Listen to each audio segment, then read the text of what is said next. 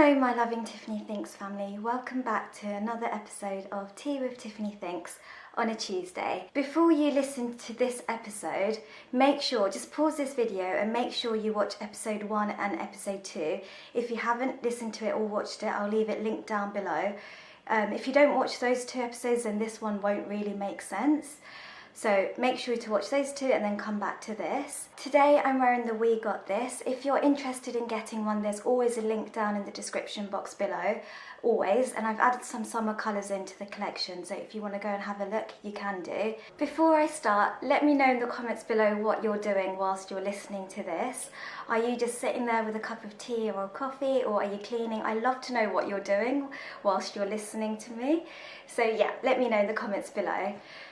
So we'll start off with when Matt and I got into the car. So we left my aunt's place, we left Match's house, and we're now going to my sister's because I've told everyone, come over, let's go to my sister's and I'll order everyone pizza or just some sort of food because it was getting very late. And I told you guys, I think in episode 1, that my auntie's house, because she was having renovations, we couldn't all stay there. So we all decided to go to my sister's house.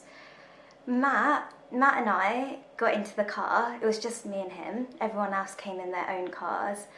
And Matt goes to me, how are you, darling? And I was just like, yeah, I'm fine. I'm absolutely fine. I was quite blunt. I don't know why I was being, I do know now, I definitely know now why I was being blunt. But I was kind of being very like, oh yeah, I'm fine. I'm absolutely fine.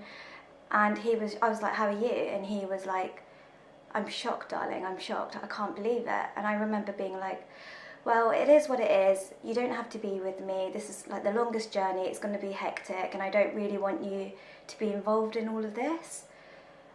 I realised when I said it, his face, gosh, hold on, when I said those words, when I said those words to Matt, I could see he was so confused. He was like, what do you mean? So I was like, well, it's going to be a very long journey and the doctors don't have much hope. I was very blunt. I don't know what, I think I really just wanted to push him away and I didn't want him to have to deal with this. So I was trying to be really mean and really like cold towards him. I wanted him to kind of leave only because I didn't want him to have to go through this with me. I wanted him to have a life.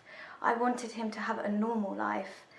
A normal life is all I wanted for Matt. And I was like, it's going to be quite difficult. I don't know what it's going to be like. I don't know what treatment's going to be. I don't even know if there are any options for me. This doctor doesn't really have much hope. I was giving him so much information. I think where I was bottling it in, and Matt's my safe place. I felt like I was just saying things and I was just like, Matt, I don't really need you to be a part of this. I don't want you a part of this. I wasn't telling him the reason. I wasn't saying, oh, it's because I want you to have a normal life. I want you to be happy. I don't want you to be coming with me to appointments. And I just kept thinking, if I die, it's not fair on him. Why does he have to be, he doesn't need this. Yeah, I kept thinking, I'm going to do this episode without getting emotional because I need to just, I just need to get my thoughts together. Give me a moment.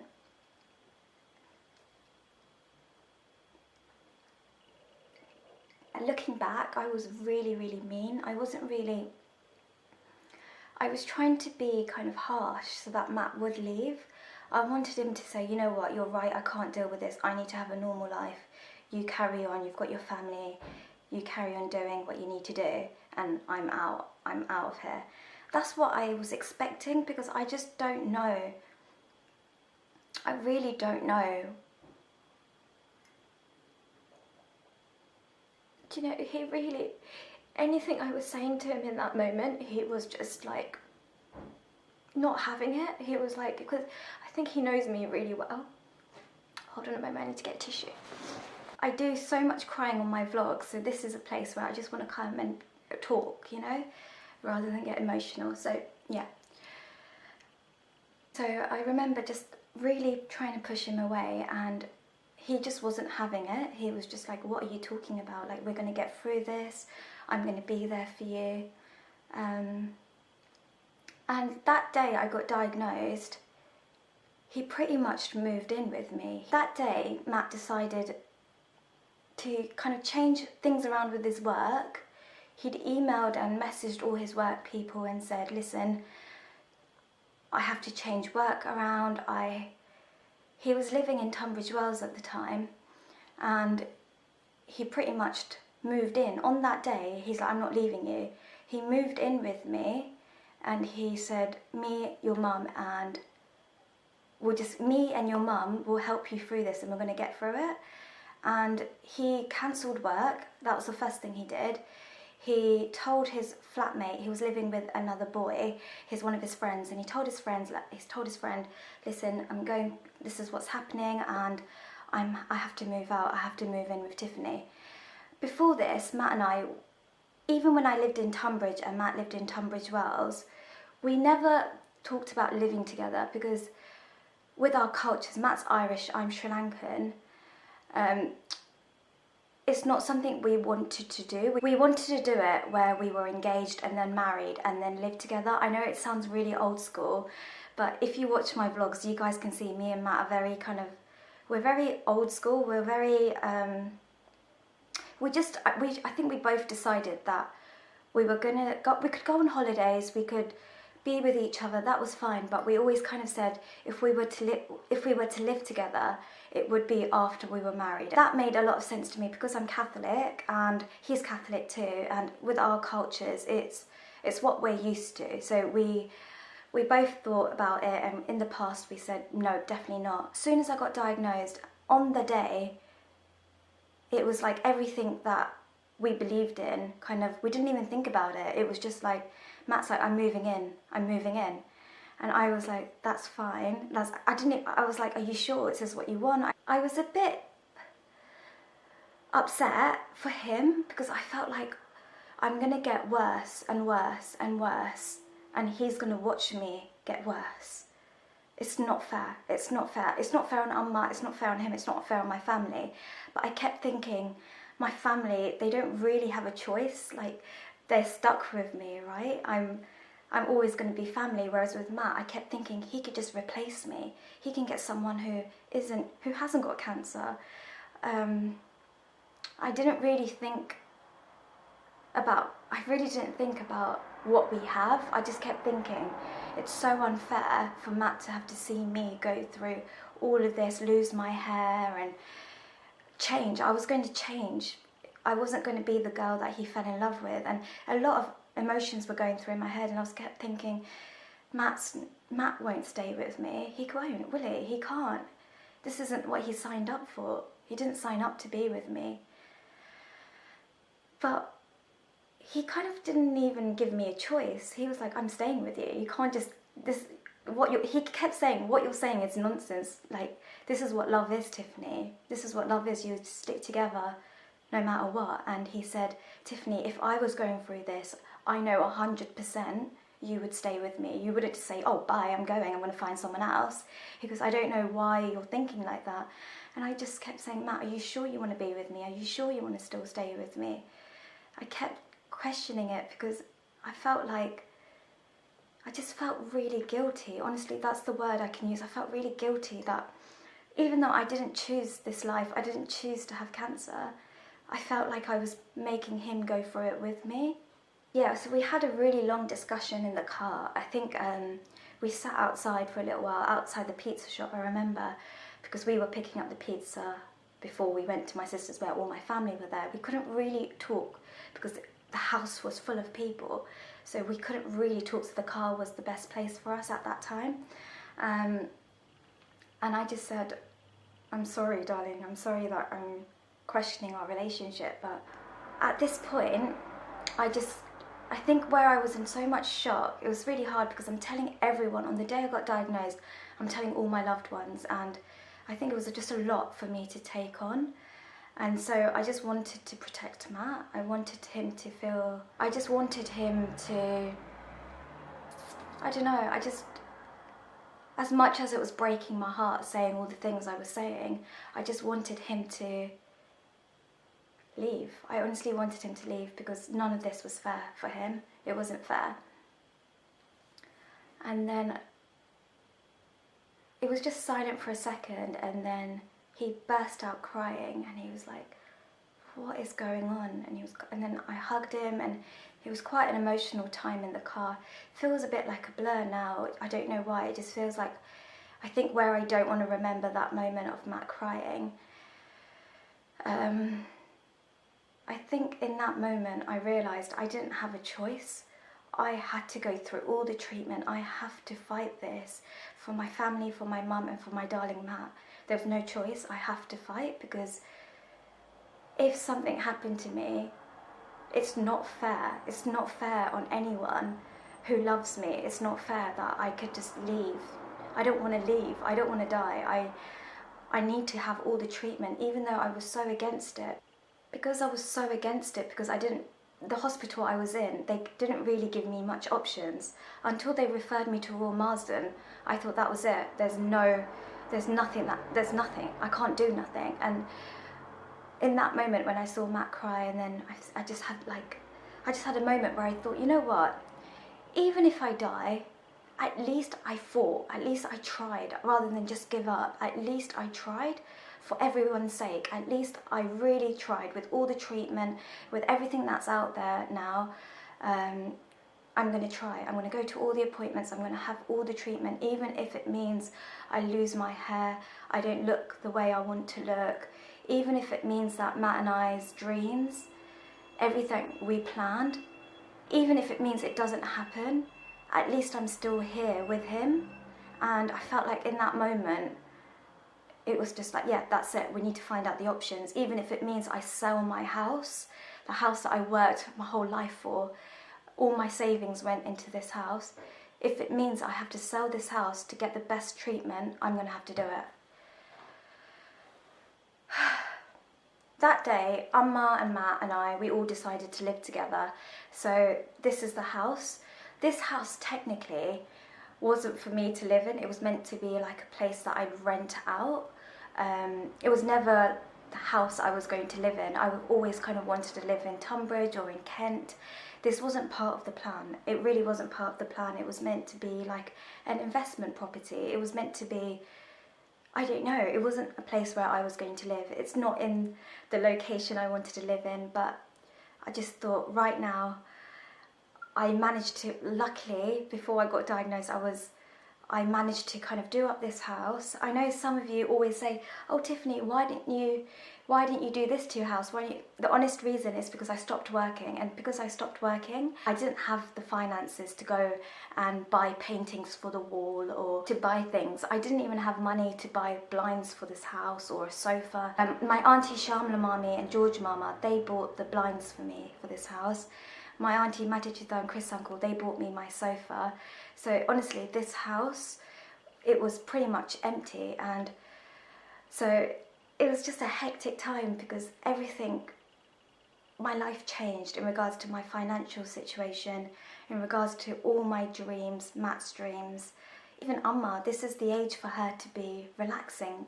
Both her daughters should be in a position where we're spoiling her, you know. I should be looking after Amma. Instead, she's looking after me, you know. So life is so unpredictable, and what I realised is I'm embracing every moment. I think if you watch my vlogs, you know now, I am such a different person. Every day, every little thing means so much to me. Even if Matt makes me a cup of tea or a cup of coffee, or Amma takes me for a car drive, those special moments mean so much to me now. There's things I took for granted. I don't think I'll ever be the old Tiffany. Honestly, I'm a new Tiffany, and I'm happy and proud of who I am today. I can sit here and tell you I am so proud of myself. And I may have handled the situation quite bad, the way I told my family, the way I told my boyfriend. You guys know, I feel like it wasn't the right way to tell my loved ones. It's just I've never been in that situation, and if I could turn back time, I would do it all differently. But I feel like when you get diagnosed with cancer, you can't mentally prepare for that, and you just want your loved ones near. I know so many of you asked me to do a video of how Matt and I met, and I will do it, honestly, I will do it. I just feel like when Matt and I met, there's this feeling I felt that I can't explain, and I tried to explain it to Matt, and Matt also says he got this feeling that he got when he met me, and it's crazy because we both had the same feeling when we met each other. And I met Matt in 2018. When I met Matt, I wasn't planning on getting into a relationship. I wasn't planning on meeting someone, and I definitely wasn't planning on falling in love. So when I met him, something inside me felt complete. I know it sounds so cheesy, but there was something that instantly I felt this connection that I've never ever had before. And even then I was thinking, you know what, it's not the right time, and this wasn't meant to happen right now. I wanted to kind of be alone for a year. But you know what I realise now is God puts people in your life when you least expect it. I now understand why God put Matt in my life. He's honestly my angel. He's honestly my angel, and I am so lucky to be blessed with so much love with my Matt, with my mum, with my nephew, my sister, my family. I am blessed with so many angels. I've got so many earth angels, and now I have the Tiffany Thinks angels as well. So I've got so many people supporting me and loving me for who I am, and that means so much to me. Honestly, that means the world. I know for Matt it was very difficult. Now I feel like he's stronger than ever. I'm stronger than ever. I remember the first maybe 4 or 5 weeks of being diagnosed, Matt would be crying every night. The first few months, we had family and friends over the house every single day, just to give us support. Every single day the house would be full. It was quite nice just to have the house full of love, you know. It was so nice. And whenever one of us were down, the other person would like support that person. And if I was ever down, my uncle, my aunties, everyone would kind of make me feel like it's going to be okay. And it was nice having so many people around. But obviously for Matt, we didn't really have a lot of one-on-one time, and so nighttime was our time. So that's when he would kind of really open up to me. He would cry, and it was very difficult for him. It is very difficult for him. But I think now we're getting to a point where we're fighting this, right? We're fighting it together, we're fighting it as a family. And so, yeah, I just know I am going to get through it, and I have no choice. I have to fight this. I pray to God, once the cancer is all gone, I pray to God Matt and I have the best life going forward. No more hospital appointments, no more treatment. I just want our lives back. The thing is, Matt and I, we're very easy people. We're very easily pleased. If we go to the park, or if we go and have a picnic or go to the beach, we're very happy. We're not asking for much. We just want to have a life where there's no more appointments and just no more cancer. I'm going to end the podcast video here. I just feel like this is a good place to stop. If you have any more questions or any more topics in regarding this or anything, leave it down in the comments section below and I can do that. I don't know what I'm going to film next now, because I've done the cancer story, I've done the telling my family, and now I've done the telling my boyfriend. So I don't know what the next topic's going to be, but if you give me some suggestions, then that will be helpful. Thank you so much for listening. Sorry that I'm on a bit of a slant. I tried to sort out the tripod, but it's just too hot, honestly. It's so hot here in the UK. And I know that's got no link with the tripod. I just don't know how to fix this tripod. I need to sort this out. I just need to sort it out. I just think today it's too hot to move. I just want to stay in one place with a fan on my face. Here in the UK, it's so hot. So many of you asked me, Tiffany, put the air conditioning on in your house. In the UK, I know this might sound so crazy to you if you're from America or Canada, or any other country that does this. But in the UK, houses aren't built with air conditioning in because we don't really get a lot of sun. So when we do get sun, we're all like, oh my goodness, it's so hot, it's so hot. And then we've all got fans in the house. Unless you kind of install a air conditioning unit in your house, you don't get houses just having air conditioning in, especially this house. This house is like a Victorian house, so it's a very old house. Yeah, so it's very, very hot in the UK right now. What's the weather like where you are? I know my family, they're in Australia and it's winter over there, so that's crazy to me that now in Australia it's like cold. But it makes sense because for Christmas, like we have like really cold, wintry Christmases, but in Australia it's summertime. Is that right? I don't know if I've made that up, I think so. Okay, I've just gone off on a tangent there. Thank you all so much for listening. I really, really love you all, and I am so, so, so happy that you're enjoying Tea with Tiffany Thinks as much as I am. This is just a place for me to come and just talk, really. Nothing really, I don't write anything down. I don't sit there planning out what I need to say. I just kind of talk. Do you think I need a structure to this, or are you happy with me just talking away?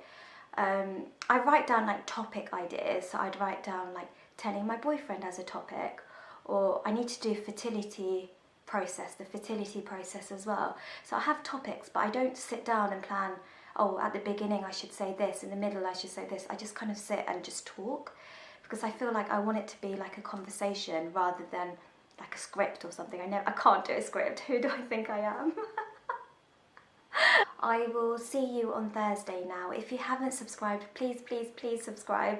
I feel like our Tiffany Thinks family is growing every single day. And did you know YouTube sends you like this little plaque? If you hit 100,000 subscribers, you get a YouTube plaque. How cool would that be if we got a little YouTube plaque that says Tiffany Thinks on it? Honestly, that's all I want. So if you haven't subscribed, please, please, please subscribe. Let's try and get 100,000. I know that's like a crazy number, 100,000, but I think if we all put our minds to it and just press the subscribe button, we could reach it. Honestly, we really could. So if you haven't subscribed, please subscribe. My Instagram and my Facebook is Tiffany Thinks, and I will see you on Thursday for another vlog. Thank you so much for watching. I love you. Bye. Mwah.